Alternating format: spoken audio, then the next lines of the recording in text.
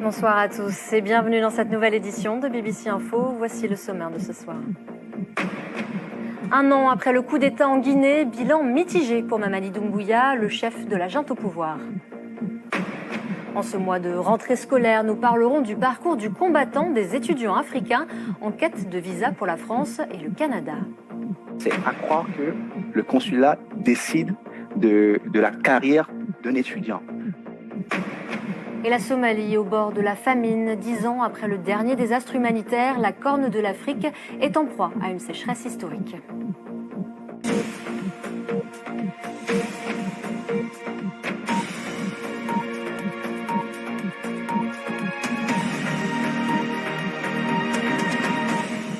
Non européens, depuis plusieurs années maintenant, les frais ont fortement augmenté, passant notamment de 170 à 2770 € pour une année de licence seulement. Alors au-delà de la France, autre cas intéressant, celui du Canada, où certaines universités, comme celle du Québec, se plaignent ouvertement du manque d'étudiants d'Afrique francophone et d'un durcissement inexpliqué des conditions d'attribution de visa. Alors pour Edmond Sadonou, consultant agréé en droit d'immigration au Canada, la faute revient peut-être au gouvernement fédéral. Je sais pertinemment qu'il y a un problème profond. Et ce problème, les gens n'en parlent pas. C'est que le gouvernement n'explique pas sur les sites comment on doit faire véritablement. C'est là le problème.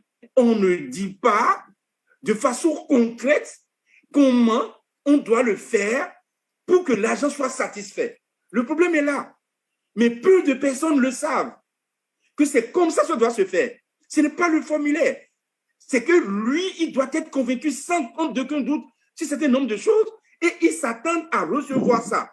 Malheureusement, certains spécialistes, certaines personnes qui connaissent ça arrivent à s'en sortir. Donc, le problème, c'est que le gouvernement doit faire peut-être l'effort de donner plus de repères pour des candidats, pour que ces agents, parce que les agents, eux, ils appliquent strictement la loi. Ce qui est bizarre, la plupart de ces visas, c'est des gens qui ont eu des refus 5 fois. Donc, moi, je dis, ce n'est pas, quand tu as un refus, ce n'est pas la fin du monde, non. Alors si vous êtes dans cette situation, vous pouvez nous envoyer un message sur notre page Facebook BBC Afrique.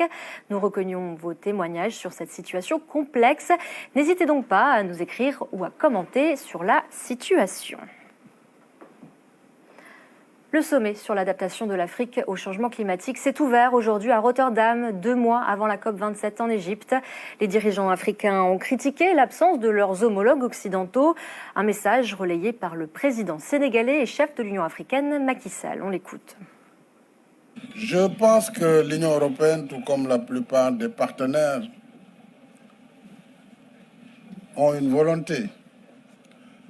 Seulement, on peut considérer que cette volonté n'est pas suffisante. N'est pas à la hauteur. La Corne de l'Afrique qui connaît la pire sécheresse depuis 40 ans à une urgence humanitaire. C'est l'Organisation des Nations Unies qui est dévastatrice. Une famine risque. Voici ses conclusions. We see so many Somalis enduring. En Somalie, le nombre de personnes confiées dans une quête désespérée 40 à 50% en seulement quelques semaines d'ici le mois d'octobre.